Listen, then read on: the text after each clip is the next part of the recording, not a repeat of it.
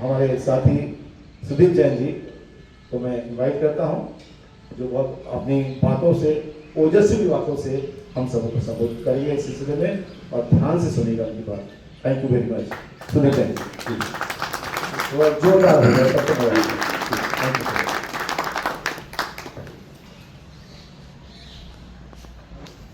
आज की सभा की अध्यक्षता कर रहे आदरणीय शशि कपूर साहब, उपाध्यक्ष आदरणीय डैनियल साहब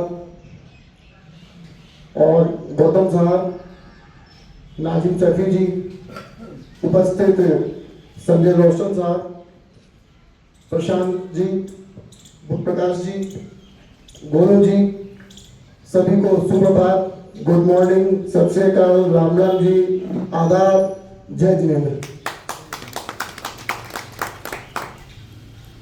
सबसे पहले मैं प्रभु यीशु के जन्मावतार पर सभी को बहुत बहुत हार्दिक शुभकामनाएं और बधाई देना चाहूंगा। उनका जन्म मानवता के लिए एक बहुत बड़ा संदेश था। प्रेम, करुणा, दया, परोपकार और अपने पर जुल्म कर रहे व्यक्ति को भी क्षमा करना, शायद इससे बड़ी मिसाल पूरे विश्व में देखने को नहीं मिलेगी। ये क्षमा का सबसे बड़ा उदाहरण था और इसीलिए कहा जाता है क्षमा वीरस्य भूषणम। क्षमा वीरों का भूषण है और जैन धर्म में भी साल में एक बार क्षमावड़ी का महापर्व मनाया जाता है। तो आप देखिए कि हर धर्म में जो शिक्षाएं हैं वो सभी मानवता के लिए हैं और समान रूप से शिक्षाएं आपको देखने को मिलेगी। परंतु आज धर्म के नाम पर जो नफरत फैलाई जा रही है, मैं सबसे पहले इस मंच से एक जैन होने के नाते, एक भारतीय होने के नाते और भारतीय संविधान में आस्था रखने के नाते मैं सबसे पहले उन घटनाओं का, उन कृत्यों का कंडेम करना चाहूंगा, उनकी निंदा करना चाहूंगा जो अभी हाल ही में घटी है। और चर्च के अंदर घुसकर और चर्च के बाहर जिस तरह से अराजकता की गई, जिस तरह से अन्य धर्मों की स्तुति की गई, पाठ की गई, मैं उसकी निंदा करता हूं। Shem Shem Shem. हमको अगर चाहिए तो ऐसा वातावरण बनाए जो नफरत के आधार पर ना हो बल्कि प्रेम के आधार पर हो। और प्रेम के आधार पर ऐसा वातावरण बनाए कि एक मुसलमान गुरबानी पढ़े और एक सिख कुरान की आयतें पढ़े, एक जैन गीता पढ़े और एक बौद्ध जिनवाणी पढ़े। वो स्वेच्छा से पढ़े, प्रेम से पढ़े, अपनी इच्छा से पढ़े। परंतु जिस तरह से आज नफरत के तौर पर एक धर्म की श्रेष्ठता को, विशेषता को प्रदर्शित करते हुए अन्य धर्मों को नीचे दिखाने का प्रयास किया जा रहा है, वो निंदनीय है। वो किसी भी रूप में भारत जैसे धर्मनिरपेक्ष राष्ट्र में स्वीकार्य नहीं है। और हम कैसा वातावरण देना चाह रहे हैं? आज भारत में हम इस तरह का जो संदेश देना चाह रहे हैं उससे विश्व स्तर पर, अंतर्राष्ट्रीय स्तर पर क्या संदेश जा रहा है भारत का? हमारे विदेशों में, चाहे अमेरिका हो, जापान हो, जर्मनी हो, कनाडा हो, सब जगह हमारे हिंदुओं के मंदिर हैं और हर समाज के मंदिर हैं, जैनियों के मंदिर हैं। तो हम वहां पर क्या संदेश देना चाह रहे हैं कि अल्पसंख्यक समुदायों के साथ भारत में कैसा बर्ताव हो रहा है? अगर इस तरह की हमारी हरकतें वहां पर उसी रूप में ली जाए तो हमारे लोगों के साथ वहां कैसा बर्ताव होगा? ये बात हम सोचते नहीं है। क्योंकि मैं एक बात कहता हूं कि जब भी इतिहास में आप देख लीजिएगा कि जब भी किसी भी धर्म की कट्टरता किसी राजा पर हावी हुई है, तब तब अन्य धर्मों पर संकट आया है और अंत में उस देश पर ही संकट आ गया है। क्योंकि जब भी किसी धर्म की कट्टरता देश पर हावी होती है, वो देश को गर्त में ले जाती है। और खासतौर से भारत जैसे देश में जहां पर धर्म की विविधताएं हैं, जहां पर वेशभूषा की, भाषा की, क्षेत्र की, खान की, पान की, हर तरह की विविधताएं हैं, उस देश में इस तरह के कृत्य करना बहुत ही निंदनीय है। अभी बात हो रही थी माइनॉरिटी डे की। हर साल 18 दिसंबर को माइनॉरिटी डे मनाया जाता है। मानव अल्पसंख्यक अधिकार दिवस मनाया जाता है। परंतु अगर हम आज की वर्तमान परिस्थितियां देखें तो अल्पसंख्यकों के अधिकारों को ही छीन लिया गया है।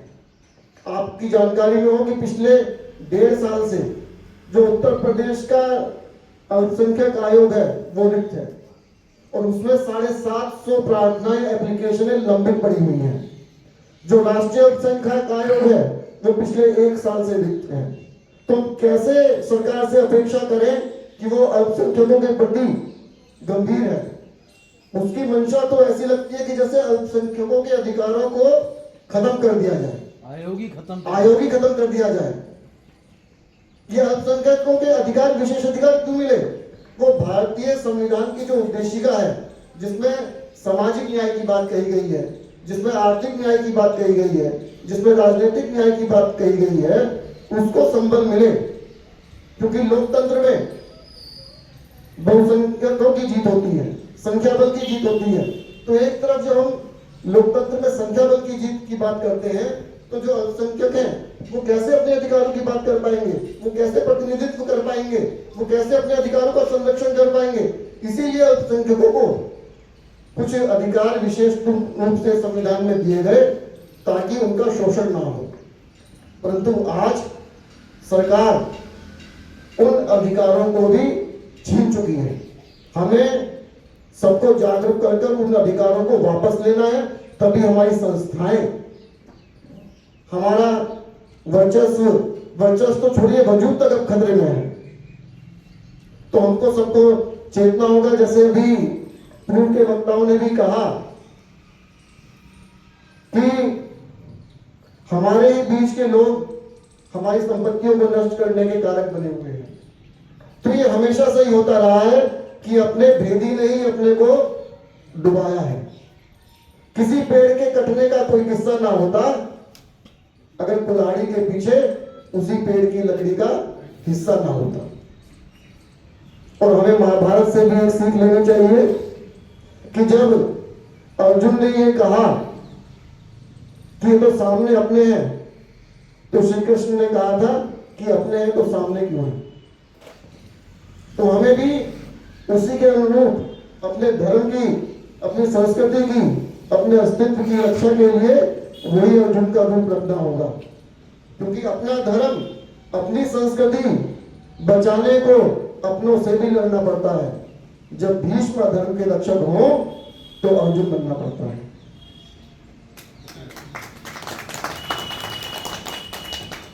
और जैसा आज के समय में माहौल बना हुआ है कि लश्कर भी तुम्हारा है, सरदार तुम्हारा है, तुम झूठ को सच लिख दो, अखबार तुम्हारा है। तो हमें कई चुनौतियों के साथ उनका सामना करते हुए एकजुट होते हुए आगे बढ़ना है।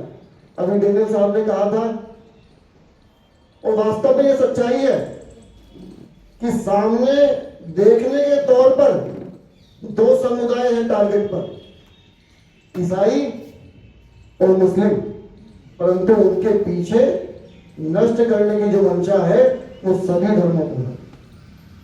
वो सभी अल्पसंख्यक धर्म निशाने पर है। और वही राहत इंदौरी साहब का जो शेर है कि लोग होते हैं खिलाफ होने दो, लोग होते हैं खिलाफ होने दो, कोई जान थोड़ी है, ये सब धुआं है, आसमां थोड़ी है, लगाई है आग। मैं थोड़ा सा परिवर्तन करूंगा कि लगाई है आग तो आएंगे सभी अल्पसंख्यक जन्मे, यहां सिर्फ अकेले ईसाई मुसलमान थोड़ी है।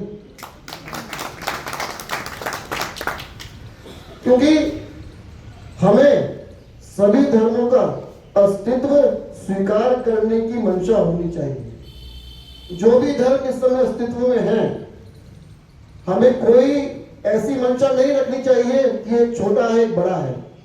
जो जैसे स्वरूप में है उसको स्वीकार करें। और हमारा भारतीय संविधान यही कहता है कि मैं अपने धर्म का पालन करूं, आप अपने धर्म का पालन करो, मेरे लिए मेरा धर्म सर्वश्रेष्ठ है, आपके लिए आपका धर्म सर्वश्रेष्ठ है, मैं आपके धर्म का सम्मान करूं और आप मेरे धर्म का सम्मान करो।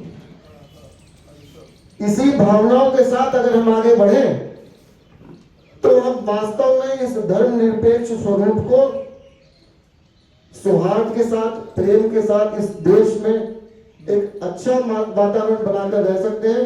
नहीं तो ये जो नफरती गैंग है, ये जो नफरती चिंपू है, ये सिर्फ लड़ाकर भिड़ाकर अपनी सत्ता की रोटी सेकना चाहते हैं। मैं नफरती गैंग से एक बात पूछना चाहता हूं कि व्यक्ति गलत होता है या जिस धर्म का वो व्यक्ति होता है वो धर्म गलत होता है? इस बात का जवाब दो। मैं बार बार ये कहता हूं कि कोई भी धर्म, जाति, संप्रदाय गलत नहीं होता। गलत होता है तो व्यक्ति, व्यक्ति की सोच, व्यक्ति का आचरण। हर धर्म, जाति, संप्रदाय में आपको अच्छे से अच्छा व्यक्ति मिल जाएगा और बुरे से बुरा।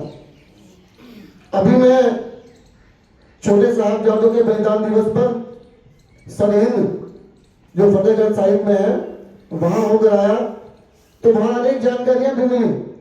इतिहास के पन्नों पर नफरत फैलाते हुए ये तो बताया जाता है, और ये हकीकत भी है, और हम उसकी निंदा भी करते हैं, क्योंकि जो व्यक्ति गलत है वो गलत है। वजीर खान ने जिस क्रूरता के साथ गुरु गोविंद सिंह साहब के साहबजादों को उनको शहीद किया, माता गुजरी शहीद हुई, और राम मेहरा जी, मोतीराम मेहरा, उनको पाटों में पिसवा दिया, वो अति निंदनीय है। परंतु दो संप्रदायों के बीच में उस घटना को लेकर नफरत फैलाना, ये उससे भी अधिक निंदनीय है। क्योंकि हमें एक चैप्टर तो दिखा दिया, परंतु जब आप शहीदी गुरुद्वारे में अंदर जाएंगे तो वहां जो आप द्वार देखेंगे उसका नाम है शेर मोहम्मद खान द्वार। ये शेर मोहम्मद खान कौन थे? ये माले कोटला के वजीर थे उस समय, जिन्होंने कुरान की आयतों की दुहाई देकर, इस्लाम की दुहाई देकर, मोहम्मद साहब के उसूलों की दुहाई देकर वजीर खान को ये बुरा कृत्य करने से रोकना चाहा था।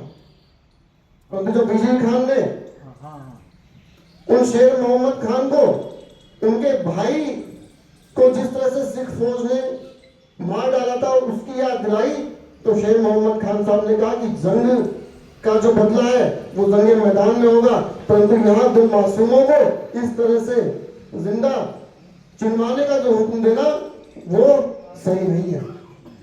तो हमको जो बताया जाता है वो नफरत तो बताई जाती है इतिहास से, पर इतिहास में जो मोहब्बत के पैगाम है वो छुपाया जाता है।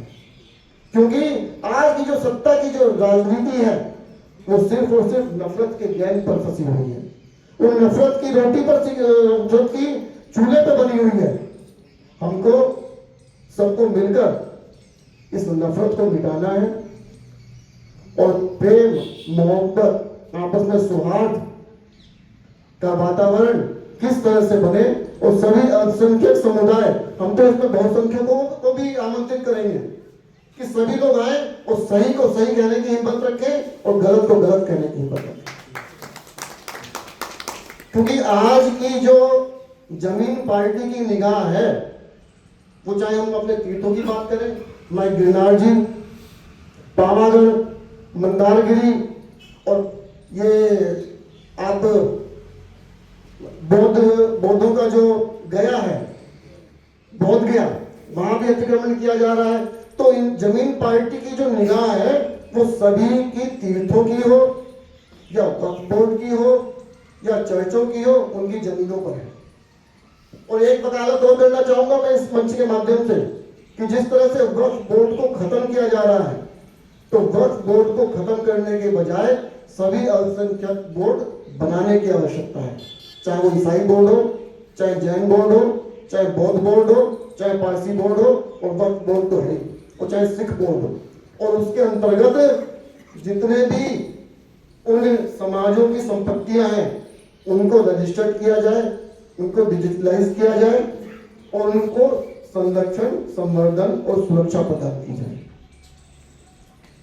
मैं आदरणीय प्रकाश प्रसाद साहब का बहुत बहुत आभार व्यक्त करूंगा, और आप सभी का बहुत बहुत आभार व्यक्त करूंगा कि आप सभी लोग यहाँ पर उपस्थित हुए, और जो लोग उपस्थित हैं वो हमारे लिए महत्वपूर्ण है, और जो लोग उपस्थित नहीं है उनसे हम लोग यही अपेक्षा करेंगे कि आज नहीं तो कल कभी ना कभी वो हमारे साथ जुड़ेंगे। क्योंकि हमारी ये जो यात्रा शुरू हुई थी ये 2022 में जब हम लोगों को पता लगा कि हमारा जो सबसे बड़ा तीर्थ है संबे शिखर जी जो झारखंड में स्थित है, वो हमारे 24 में से वर्तमान 24 में से 20 तीर्थंकरों की जो मोक्ष स्थली है, उसको जब सरकार ने पर्यटन क्षेत्र घोषित किया तब हम लोग सड़कों पे उतरे। उससे पहले आपने कभी जैन समाज को सड़कों पे नहीं उतरते नहीं देखा होगा। और सड़कों पे उतरने के लिए भी अपने धर्म के लिए, अपने तीर्थ के लिए, अपनी संस्कृति के लिए और सत्य के लिए सड़कों पे उतरना, जेल जाना, लाठ दिखाने में ना शर्म होनी चाहिए ना डर। और मैं सभी समुदायों से, विशेष तौर से क्रिश्चियन समुदाय से भी ये अनुरोध करूंगा कि शर्म और डर को निकालकर अपने संरक्षण के लिए सड़कों पर उतरे। क्योंकि अभी जो प्रार्थना में अभी साहब ने जो प्रार्थना सुनाई थी, उसमें पहले एक गाल पर तमाचा मारने के बाद दूसरे गाल को आगे करने की बात कही गई थी और उसके बाद वो बात छोड़ दी गई थी कि उसके बाद, क्योंकि प्रभु मिलते हैं भक्ति से और अधिकार मिलते हैं शक्ति से। तो अगर दूसरा गाल आगे करने के बाद भी सामने वाला व्यक्ति नहीं सुधरता तो उसे किस तरह से सुधारना चाहिए, ये हमारे स्व विवेक पर निर्भर है। मैं इन्हीं शब्दों के साथ आदरणीय प्रकाश प्रसाद साहब जी का और मंचासीन सभी अतिथियों का बहुत बहुत आभार व्यक्त करता हूं कि उन्होंने इस दिवस पर मेरे को सहभागिता का अवसर प्रदान किया। सभी को सादर जय हिंद। बहुत बहुत धन्यवाद। Thank you so much.